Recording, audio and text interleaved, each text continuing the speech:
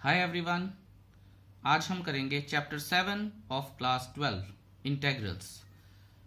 Very very important chapter. It includes lot of important topics.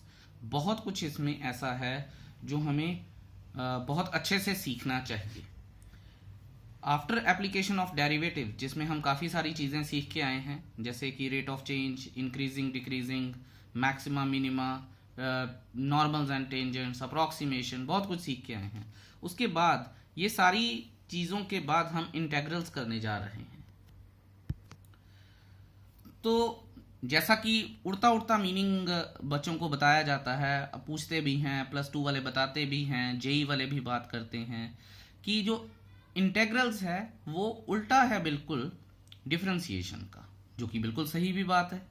ठीक है, और मैं आपको बता दूं कि मैं एक एक डिटेल पे ध्यान दूंगा इसकी, और मैं वीडियो भी उसी तरह से बनाऊंगा इन द प्रोसेस। हो सकता है कि वीडियो थोड़ा लंबा भी बन जाए, बट आई विल ट्राई कि इसको मैं बोरिंग ना होने दूं किसी भी स्टेज पे, और एक एक डिटेल पे काम करूं।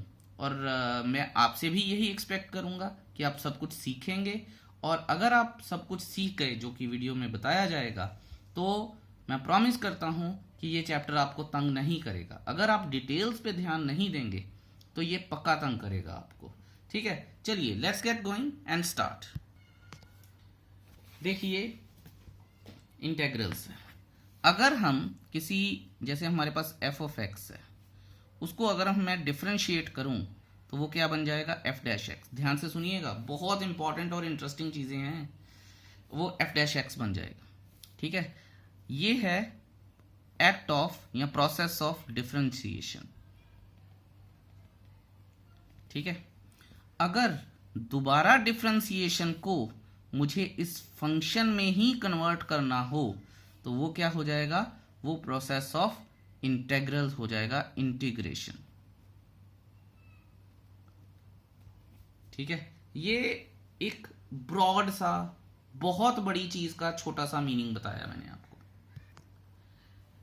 इसका मतलब क्या है कि अगर मुझे फंक्शन की डिफरेंशिएशन दी है और मुझे वापस फंक्शन में ही उसको कन्वर्ट करना है, ठीक है, तो इस सारे प्रोसेस को हम क्या कहते हैं, जैसे कि मैंने बताया है, इसके छोटे छोटे नाम होते हैं, जैसे एंटी डेरिवेटिव। ठीक है, फिर एक नाम होता है इंटेग्रल्स, जिसके बारे में मैं अभी बात करके आया हूं। फिर एक नाम होता है प्रिमिटिव। ठीक है, बहुत कम यूज होता है, लेकिन जस्ट हमें पता होना चाहिए कि हम what we actually are we up to. ठीक है, सो नहीं तो मुश्किल रहेगी। सो ये सारी चीजें हमें पता हो तो हम चलते हैं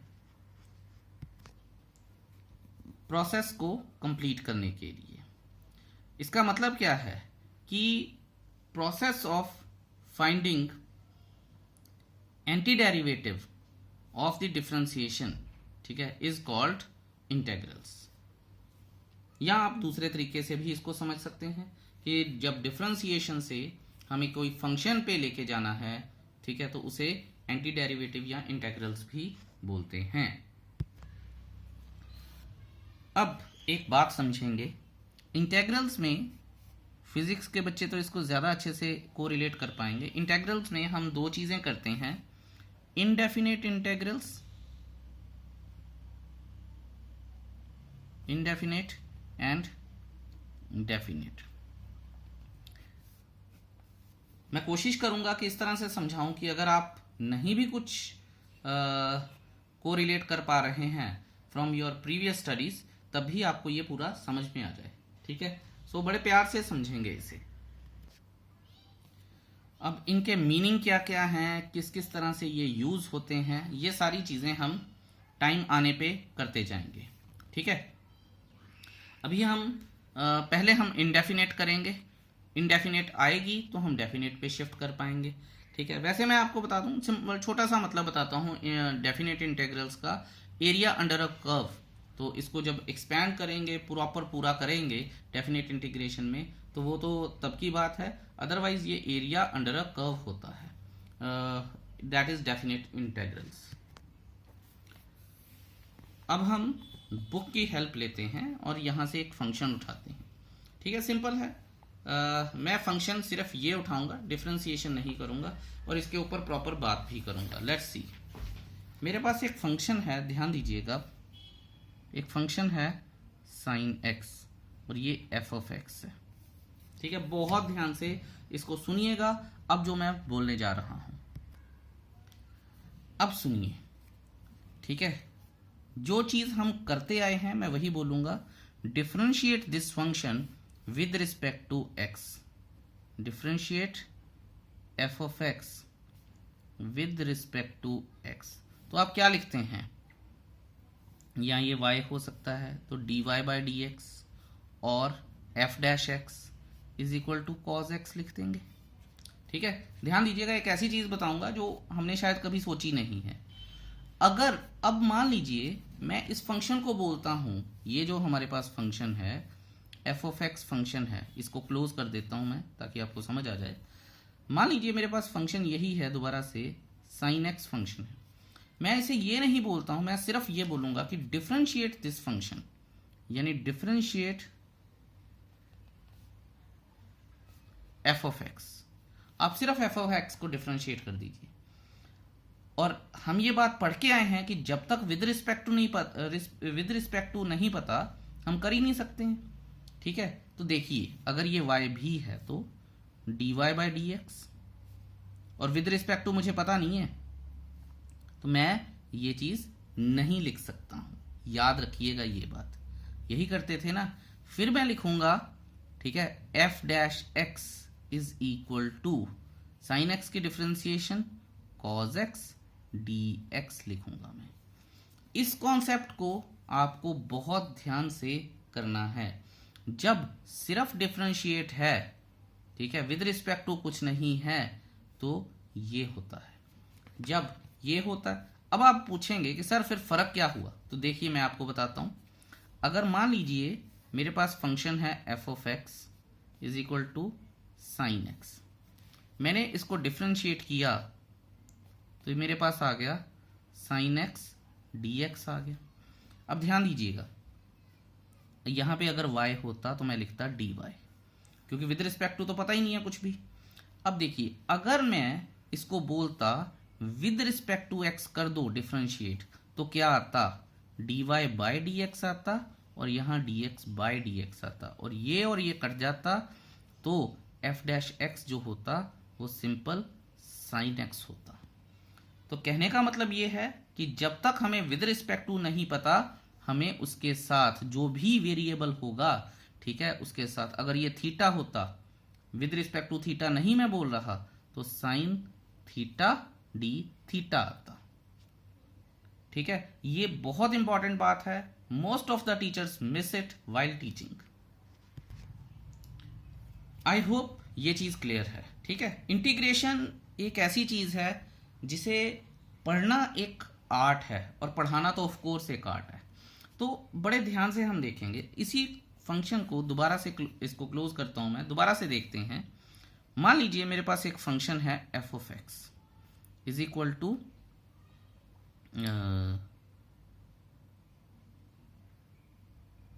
साइन एक्स, यहां पे f dash x cos x आना चाहिए था।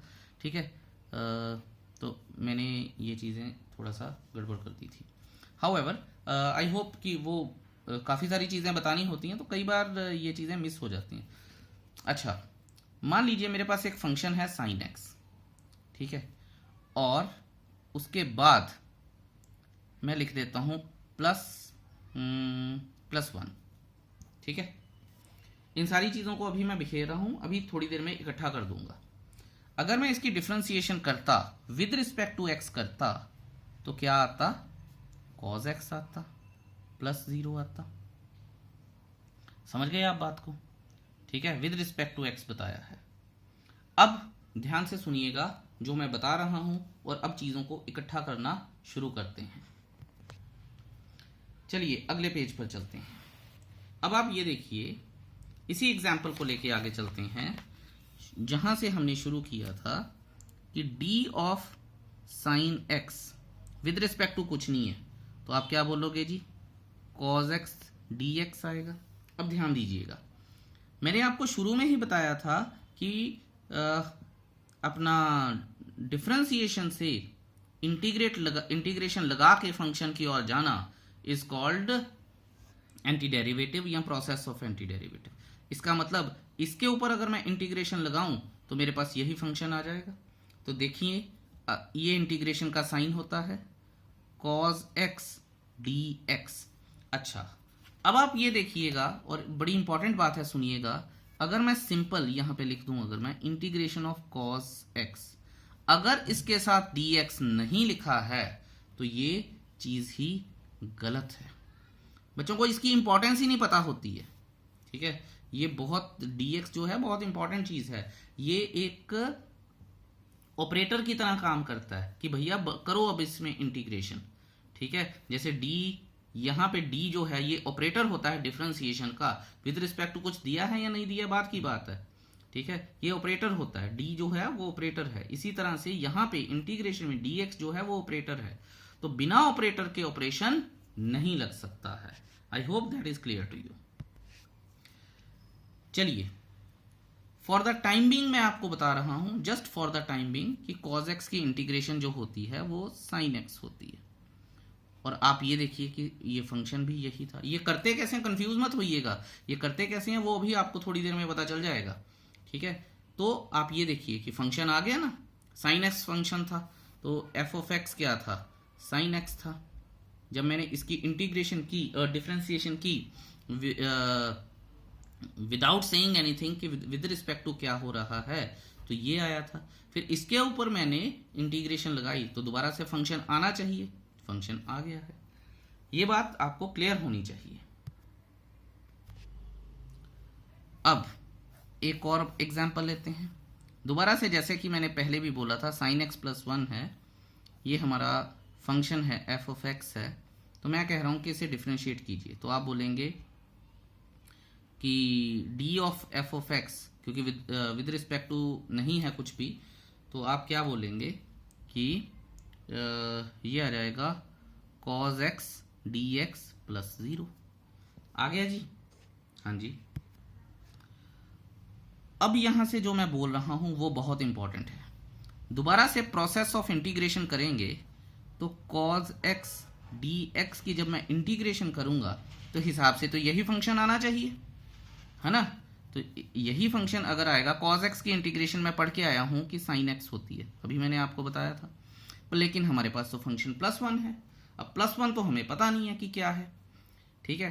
तो याद रखेंगे हम एक चीज कि जब भी मैं इनडेफिनेट इंटीग्रेशन की, इनडेफिनेट इंटीग्रेशन का, जैसे मैंने आपको शुरू में ही इंट्रोडक्शन में बोला था कि इसका मीनिंग देखेंगे, तो इनडेफिनेट इंटीग्रेशन का मीनिंग है कि जब हम प्रोसेस ऑफ इंटेग्रल लगाते हैं और उससे फंक्शन की तरफ जाते हैं तो हम जो कांस्टेंट्स हैं उनको एलिमिनेट करके आते हैं। जैसे यहाँ पे हमने डिफरेंशिएशन में किया तो कांस्टेंट को एलिमिनेट कर दिया ना। यहाँ पे 1 होता तो भी एलिमिनेट हो गया, 10 होता तो भी उड़ जाना था, करोड़ होता तो भी उड़ जाना था, क्योंकि differentiation of a constant is 0।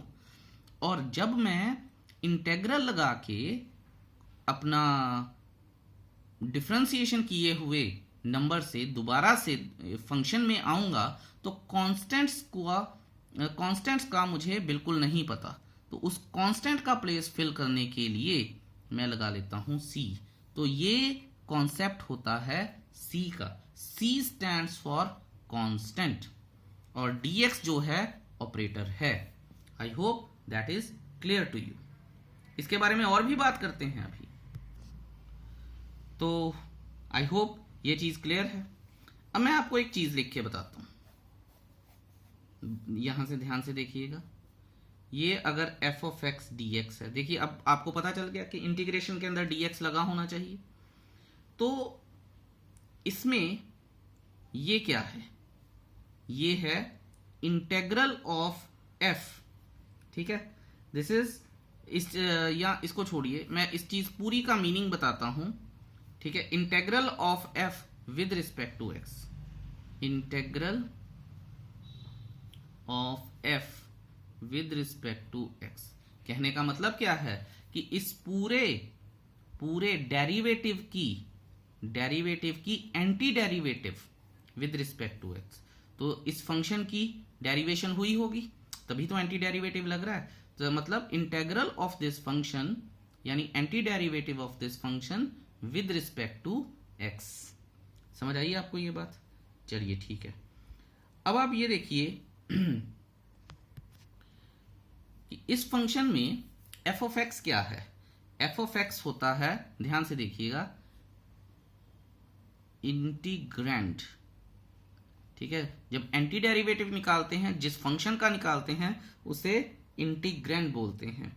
देखिए पता कुछ नहीं है कि क्वेश्चन क्या पूछा जा सकता है, आजकल तो एमसीक्यूज भी आते हैं, सो यू नेवर नो। वैसे ये पूछेंगे नहीं वो, बट मीनिंग फिर भी अच्छी क्लैरिटी के लिए मीनिंग क्लियर होना चाहिए चीज़ों का। अच्छा जी, अब ये तो पूरा एफ ऑफ एक्स हो गया जो अपना इंटीग्रैंड होता है। सॉरी मैं टी लिख दिया था। सिंपल ये जो एक्स होता है ये क्या है, इसे बोलते हैं वेरिएबल ऑफ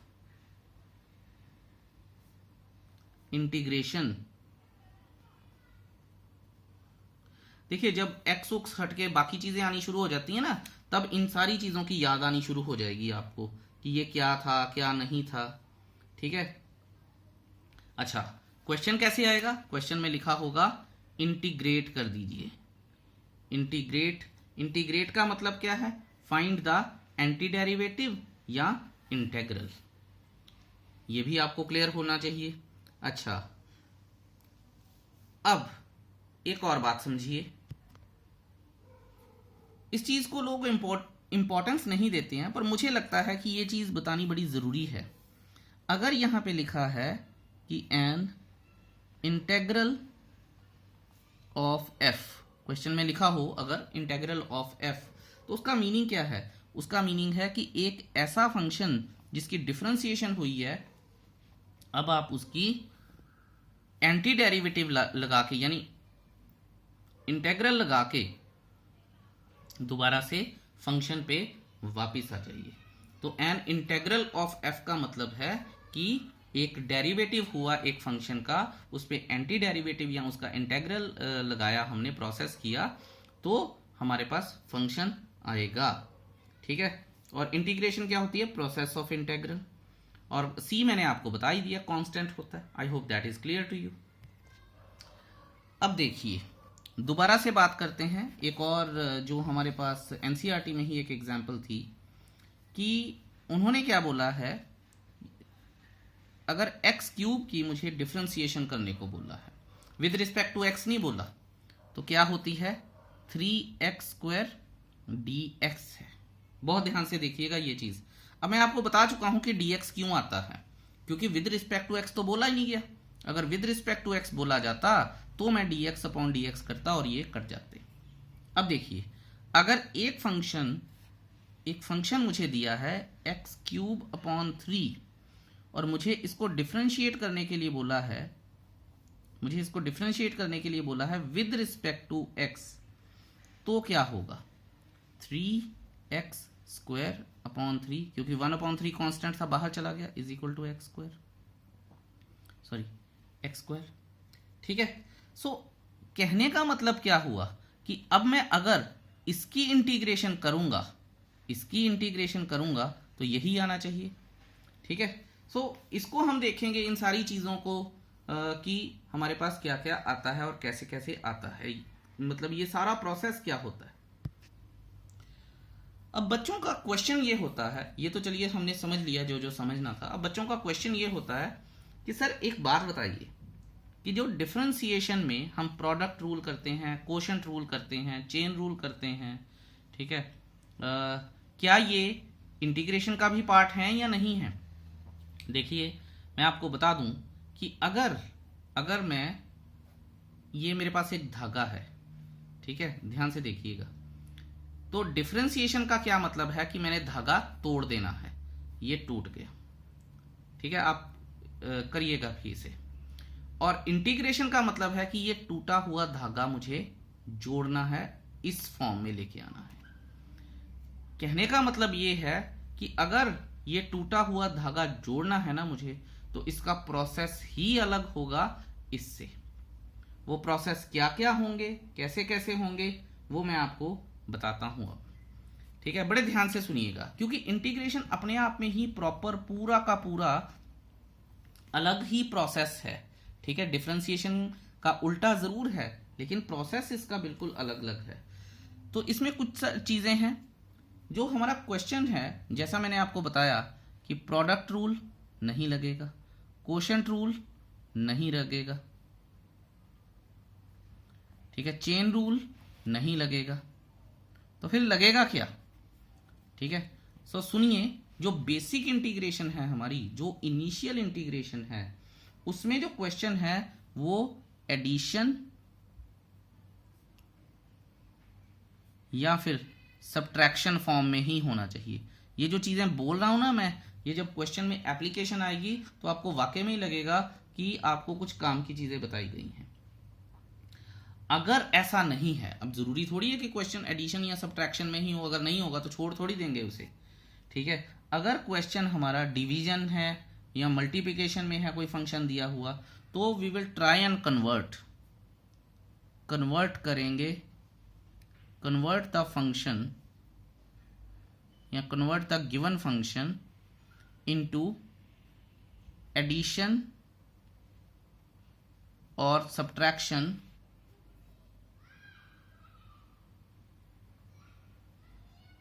फ्रॉम डिवीजन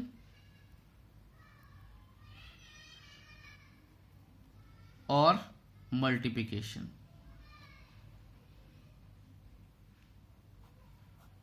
ठीक है, तो ये चीज है। अब ये मैं आपको एक बात बता दूं, डिवीजन पे एक सर्कल कर रहा हूं मैं। ठीक है, बड़ी इंपॉर्टेंट सी बात बता रहा हूं आपको कि इंटीग्रेशन कभी भी डिवीजन में नहीं होती है। अगर डिवीजन में क्वेश्चन आता है तो उसका फॉर्मूला आपको बताया जाएगा। अगर आपके पास फॉर्मूला नहीं है तो आप डिवीजन को कन्वर्ट कीजिए एडिशन या सब्ट्रैक्शन में। ठीक है, ये बहुत इंपॉर्टेंट चीज बोली है मैंने। आपको शायद ये लेक्चर दोबारा देखना पड़ जाएगा, क्योंकि हम बेसिक्स कर रहे हैं इंटीग्रेशन के। अब एक और बात है कि अगर हमारे पास ट्रिग्नोमेट्रिक फंक्शंस हैं, जो नॉर्मल अलजेब्रिक फंक्शन से अलग हैं, ट्रिग्नोमेट्रिक फंक्शंस हैं, लॉगरिथमिक फंक्शंस हैं। ठीक है, इनके लिए हमें इनको सिंप्लीफाई करना पड़ेगा पहले। एंटी लॉगरिथमिक फंक्शन है, ठीक है, जैसे ई फंक्शन होता है हमारा। तो बड़ी सारी चीज़ों का ध्यान रखना पड़ेगा और हमें इंटीग्रेशन उसके बाद ही करनी पड़ती है। आई होप ये सारी चीज़ें जो भी मैंने आपको बताया है क्लियर है। अब रही बात इसके फॉर्मूले की, मैं आपको दोबारा बता दूं कि खासकर ये जो dx वाली चीज़ें बताई हैं मैंने, कांस्टेंट वाली चीज़ें बताई हैं, c वाली चीज़ बताई है, ये सारे कॉन्सेप्ट्स हैं। ये सारा का सारा कोर है इस इंटीग्रल्स के स्टार्टिंग का। जब तक हमारे पास ये चीज़ें क्लियर नहीं हैं, हमें कुछ भी नहीं क्लियर हो सकता है, क्योंकि याद नहीं करना है हमें कुछ भी, हमें पढ़ना है और हमें सीखना है। ठीक है, प्रॉपरली सीखना है, इसलिए हमें ये कॉन्सेप्ट आने चाहिए। अगर एग्जाम ही क्लियर करना है फिर आपको ये लेक्चर की जरूरत नहीं है, फिर तो आपको आगे आने वाले सारे समझ आ जाएंगे। ठीक है, सो चलिए चलते हैं अब अपने नेक्स्ट पेज पर और देखते हैं कि हमारे पास और क्या क्या है। लेट अस सी। चलिए जी, अब जैसा कि हमने पढ़ा कि जैसे हमारे पास एक फंक्शन था, उसकी इंटीग्रेशन की, ठीक है, या पहले डिफरेंशिएशन ही कर लेते हैं, D x of sine x plus 1। ठीक है, तो विद रिस्पेक्ट टू समथिंग नहीं है, तो ये आ जाएगी cos x D x plus 0। और मैंने पढ़ के आया था कि कॉज एक्स डी एक्स की डिफरेंशिएशन साइन एक्स है, पर हमारे पास ये फंक्शन बनना चाहिए, नहीं है, तो ये मैं सी लगा देता हूँ, क्योंकि ये इनकम्प्लीट आंसर होता है और सी लगा के हम उसे कंप्लीट करते हैं और सी की वैल्यू नहीं मुझे पता, इसीलिए इसे इनडेफिनेट इंटेग्रल या इंटीग्रेशन बोला जाता है। I hope that is also clear to you. चलिए जी, अब करते हैं हम एग्जाम्पल 1 उसके कुछ पार्ट्स हैं, ठीक है, और उसमें उन्होंने एक मेथड ऑफ इंस्पेक्शन पूछा है, ठीक है। फॉर्मूले हम इस एग्जाम्पल के बाद करेंगे ताकि आपको पता चल जाए कि क्वेश्चंस को करना कैसे है, लेकिन एक मेथड ऑफ इंस्पेक्शन है, although not very important, but मैं ये ज़रूर कहूँगा कि रेलेवेंट ज़रूर है। इसकी और अंडरस्टैंडिंग इन्हेंस करने के लिए जो हमें पढ़ाया गया है या जो अभी तक हम पढ़ के आए हैं। तो पहला क्वेश्चन है cos 2x का, तो let's write example 1 part first cos 2x। और अगर आपने स्टेटमेंट देखी हो ध्यान से, उन्होंने लिखा है right an anti derivative of for each of the following functions using method of inspection. तो उनके कहने का मतलब क्या है कि हमें एक एंटी डेरिवेटिव लिखना है, और हम ये पढ़ के आए हैं कि एंटी डेरिवेटिव किसका होता है, किसी ऐसे फंक्शन का जिसकी डिफरेंशिएशन हुई हो। यानी कहने का मतलब क्या है कि अगर मैं किसी फंक्शन की, ध्यान दीजिएगा, अगर मैं किसी फंक्शन की डिफरेंशिएशन कर दूंगा, मान लीजिए मेरे पास ये है, तो उसका जो डिफरेंशिएशन करके जो आया है cos 2x, और अगर मैं इसकी एंटी डेरिवेटिव करूंगा, इसका एंटी डेरिवेटिव निकालूंगा, तो फंक्शन क्या है, तो इसको हम लिखते हैं ऐसे।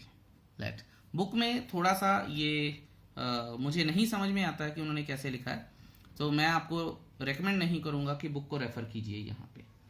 अब हमें ये पता है, और बड़ो ध्यान से देखिएगा, कि हमें ये पता है कि मैंने जब इस फंक्शन की एंटी डेरिवेटिव निकाला, यानी इंटेग्रल निकाला, ठीक है, इस फंक्शन का जब मैं इंटेग्रल निकालूंगा तो मेरे पास f ऑफ x आ जाएगा, ये चीज हट जाएगी, ठीक है। तो अब आप देखिएगा, क्योंकि मेथड कोई नहीं है इसका, मेथड ऑफ इंस्पेक्शन का कोई मेथड नहीं है, हमें सोचना पड़ेगा। सोचना कहां से होता है, हमारा बेस्ट काम रफ काम। तो आप ये देखिए कि अगर मैं cos 2x की डिफरेंशिएशन अगर मैं करूंगा तो कैसे आएगी, क्या आएगी cos 2x की डिफरेंशिएशन, -2 sin 2x आएगी, ठीक है जी। लेकिन मुझे तो cos 2x की डिफरेंशिएशन करनी नहीं, मुझे तो इसकी एंटी डेरिवेटिव निकालना है, यानी इंटेग्रल निकालना है इसका, तो मैं ये नहीं लिख सकता। अब ये भी नहीं लिख सकता तो क्या करूं, मैं आपको इसका एक तरकीब बताता हूं, ध्यान से देखिएगा कि मेरे पास cos 2x है, किसी फंक्शन को डिफरेंशिएट करके आया, तो मैं दिमाग लगाता हूं, मैं सिंपल cos की बात करता हूं। अगर cos थीटा की डिफरेंशिएशन मतलब किस फंक्शन की डिफरेंशिएशन करूं तो cos थीटा आता है, तो दिमाग में आएगा sin थीटा की। अब sin थीटा यानी sin 2x लेके आना है, इसका मतलब क्या है कि यहाँ पे 2x होना चाहिए। तो अगर मैं sin 2x की डिफरेंशिएशन करूंगा तो 2 sin x आएगा, और सॉरी sin अपना 2x की डिफरेंशिएशन करूंगा तो आ जाएगा 2 cos 2x। तो यहाँ पे तो 2 लगा नहीं है, अगर 2 लगा नहीं है तो मैं यहाँ पे लगा देता हूँ। अब आप ये देखिए कि इसकी डिफरेंशिएशन कीजिए, d/dx 1/2 एज कांस्टेंट बाहर आ गया, cos 2x इंटू 2, ये और ये कट गया, तो यहाँ आ गया cos 2x। तो कहने का मतलब क्या है कि किस फंक्शन की हमने डिफरेंशिएशन की, हमने 1/2 sin 2x की डिफरेंशिएशन की, तो वो क्या आया है, हमारे पास cos 2x आया है। तो बाय मेथड ऑफ इंस्पेक्शन, अब आप ध्यान से देख सकते हैं कि मेथड ऑफ इंस्पेक्शन क्या है, ठीक है। लेट, ये तो आपको समझाने के लिए है, इसके बाद मैं बता दूंगा कि करना कैसे है। यहाँ मैं लिख रहा हूँ let f of x is equal to sine 2x है, ठीक है। तो differentiating both side with respect to x, f dash x क्या आ जाएगा, f डैश x आ जाएगा 2 cos 2x आ जाएगा, ठीक है। या फिर अगर ये y है और अगर ये y डैश है और dy बाय dx है, ठीक है, तो क्या आएगा 1/2 dy by dx is equal to cos 2x आ जाएगा, ठीक है। समझ रहे हैं आप बात को। और अब आप ये देखिए कि 1/2 dy बाई डी एक्स क्या था, d अपॉन डी एक्स, और y क्या है हमारे पास, साइन 2x है, is equal to cos 2x आ गया। तो यहां से हमें ये पता चलता है कि ये जो सारी चीज है ये, और चलिए एक और चीज कर लेते हैं, क्योंकि हम कांस्टेंट बाहर निकाल देते थे, कांस्टेंट को अंदर भी लेके जा सकते हैं, क्योंकि हमें पूरा फंक्शन बनाना है। Sine 2x still is equal to cos 2x आ गया। ठीक है, तो ये जो चीज है पूरी, ये हमारे पास क्या आ गया, अब ये हमारे पास एंटी डेरिवेटिव आया। अब बच्चे क्या कहते हैं कि सर हमें कैसे पता चला कि ये सोचना है, तो ये कैसे पता चला, ये हमें यहां से पता चलता है। मेथड ऑफ इंस्पेक्शन में सिर्फ अपना दिमाग लगाना होता है और कुछ नहीं। अगर आप अपना दिमाग नहीं लगाएंगे तो चकरा जाएंगे। हाउएवर, अब करते हैं एग्जाम्पल नंबर 2, और उसमें बहुत सारी और बातें भी करते हैं। एग्जाम्पल नंबर 2 आप अपनी बुक में देखिए, 3x² प्लस 4x³। ठीक है, और मैं आपको बता दूं कि किसी फंक्शन को डिफरेंशिएट किया तो ये आया है। ठीक है, मैं यहां लिखता हूं let y is equal to, ठीक है, अब कौन सा फंक्शन आएगा, दोबारा से रफ काम में चलते हैं। ठीक है, कि किसको डिफरेंशिएट करूंगा मैं, आप ये देखिए कि x³ को डिफरेंशिएट करूं तो 3x² आता है। ठीक है, इसका मतलब इसके साथ 3 लगा तो इसका मतलब क्या है, 1/3 होना चाहिए था, तो अपॉन 3 लगा दिया हमने। तो ये सारी चीज़ों का आपको पता होना चाहिए कि हम कर क्या रहे हैं। ठीक है, सो इसका मतलब कि x³ यानी ये फंक्शन कैसे आएगा, 3x² आएगा। ठीक है, और ये फंक्शन कैसे आया था हमारे पास, अगर x की पावर 4 होती तो ये इसकी डिफरेंशिएशन आती, जो कि ये फंक्शन दिया है। कहने का मतलब क्या है कि हमारे पास ये पता होना चाहिए कि ये फंक्शन आ कैसे रहे हैं। तो let y is equal to x³ plus x की पावर 4। ठीक है, ये हमारे पास एक फंक्शन आ गया है। Differentiating both sides with respect to x, तो dy by d x is equal to 3x² plus 4x³। आप ये देखिए ये वही बन गया कि नहीं बन गया, और यहाँ पे dy बाई डी एक्स था, तो y क्या आया हमारे पास, d upon d x, y क्या था, x³ प्लस x की power 4 is equal to 3x² plus 4x³। इसका मतलब इस फंक्शन को इंटीग्रेट करूंगा तो हमारे पास जो ओरिजिनल फंक्शन था किसको डिफरेंशिएट किया होगा, इस फंक्शन को डिफरेंशिएट किया होगा, तो ये बना है। ठीक है, तो हम लिख भी सकते हैं देयरफॉर यहां पे anti derivative of 3x² plus 4x³ is x³ plus x power 4, जो मैंने लिखा था, यानी ओरिजिनल फंक्शन ये था। I hope that is clear to you. अब दोबारा बात करते हैं। ठीक है, नेक्स्ट पेज पर चलते हैं, और हमारा थर्ड पार्ट है log x। ठीक है,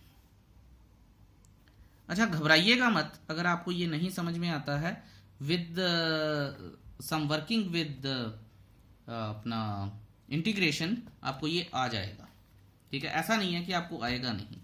तो 1/x है where x is not equal to 0, तो मैं यहाँ लिखता हूँ let y is equal to 1/x, differentiating both sides with respect to x।